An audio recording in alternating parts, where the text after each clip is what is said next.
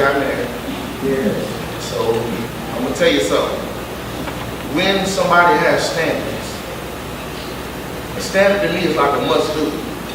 Like a standard is like in your light bill. How many people like lights? Raise your hand. Right. That's a standard. Another standard is pay your water bill. How many people like to smell good? Raise your hand. All right, see? Standards. Now you got standards which are must do's. And then you got some other stuff which they call wants, which is some should do's. How many of y'all got some more things you want? How many people want to go to Disney World? All right, all right. How many people want to go to the mall and go shopping? You know, that, you see the difference a little bit? You know, the battle between the must-dos and wants. You know, the should-dos and the wants. Now, she mentioned that before because she was talking about the young ladies having standards. And I'm going to tell you something. One thing I learned from this lady, she was a knitter. She was a knit stuff. And she came to one of my workshops I was going at St. Pete College. And she said, you know, when I knit, don't nobody know if I miss a loop. She said, I could just keep on going to the end. But she said, you know, they still gonna pay me my money. I'm like, I understand, right? But she said, it's a personal integrity. It's respect for yourself. So I want you to repeat after me, say, me, I respect you. I respect you. I'm gonna have some standards. I'm gonna have some standards. You see, and this lady went back and she told me, I'm like, she said, you taught me that. I said, I did win. You know, but it was good, you know, to learn that things that God gives you to do is really effective. And it don't matter how old you are, but that's something I learned from my daughter. And she was like 12 years old. How many of y'all around the age of 12 or probably a little older? Okay, so see, you can't be utilized in your life. I just want you to know that. See, you can be utilized to change lives.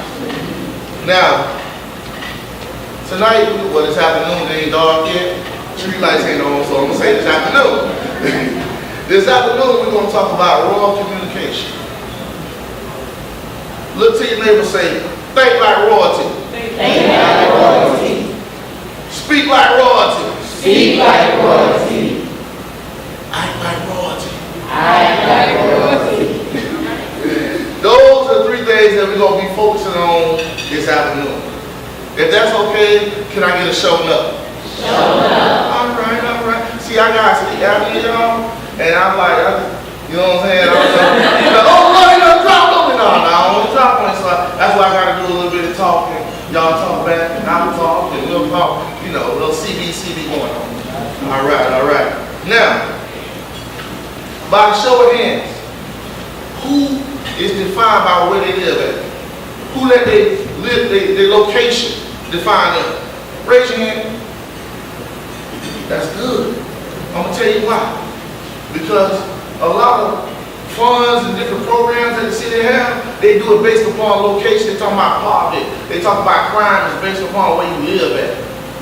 And I'm going to tell you, I'm really pleased to see that none of y'all raise y'all hand.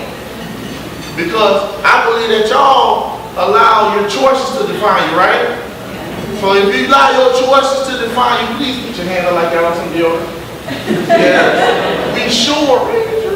Okay. So, this next question is going to make a little bit of sense. It says, will we be defined by atmosphere, or will we allow our atmosphere to define us? Now I'm going to tell y'all a little story. What kind of story is it going to be? Little. Okay, so you told me to keep shouting. You know what I'm saying? So I'm going to give you a little midget story. All right. And the story was when I was young. A friend of mine, we went into the store, it was a Walmart. Now I'm going to give you some background on it. I ain't really know the dude who worked there was my friend, my cousin. But he was the security guard. So me and my friend went in, we finna get us some shirts, y'all. You know what I mean? You know, it's summertime, it's hot. We finna be bad. You know, we bad, we can get away with something. That's what I used to think like that. You know what I mean? And so we went into the thing. You know what I'm saying? He got his shirt, he got my boa on. He looked kind of slow. I was like, all right. So I'm about to get me one. And I got me one and I put it back. And the man saw me go in, but he didn't see me come back out. He switch it up. So we walk, get out the door. And the man grabbed me. I'm like, no, both of y'all going. I got you, right? And he put on the show. You know what I mean? And I ain't gonna lie. You know, he called his friend who worked for the sheriff's department.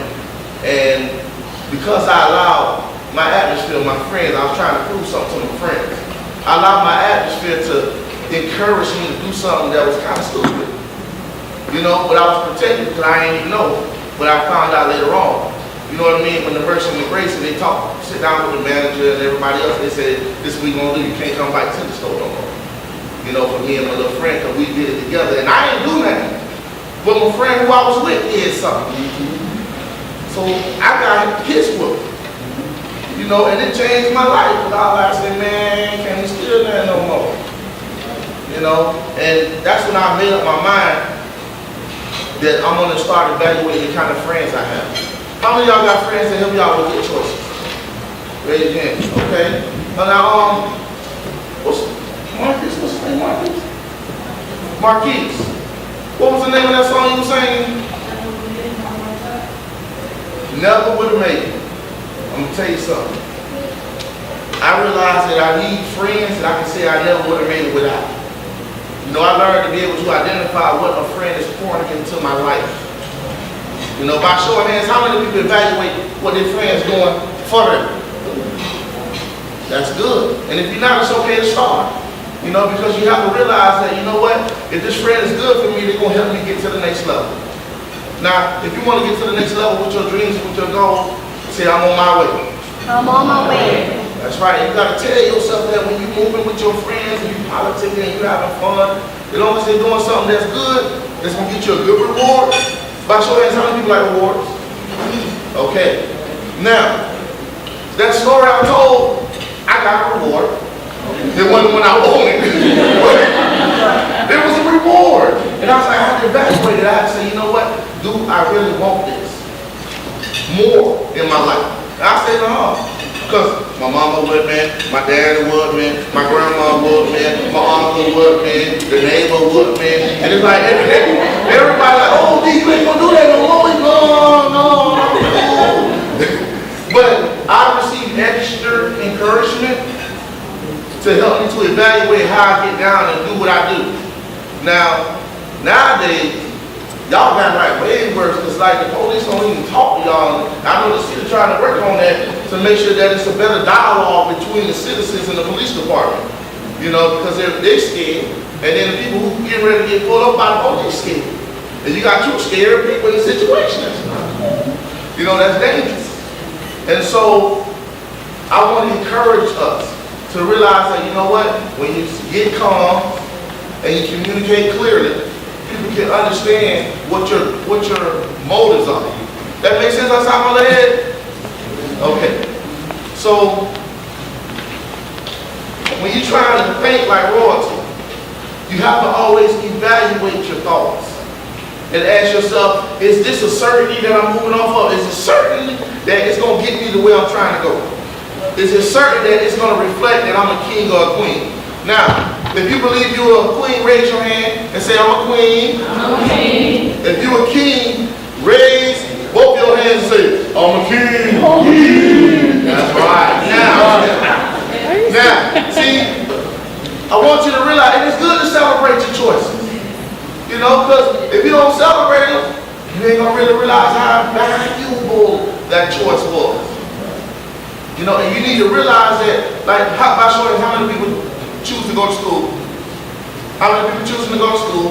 That's good. See, that's a choice that's going to get you to college. It's going to get you access to jobs. It's going to get you information. It's going to get you connected to a network of people who can help you to experience your dreams. Raise your hand if you want to live your dream. Say, I'm going to do it. I'm going to do it. See, and this is how I learned how to do it.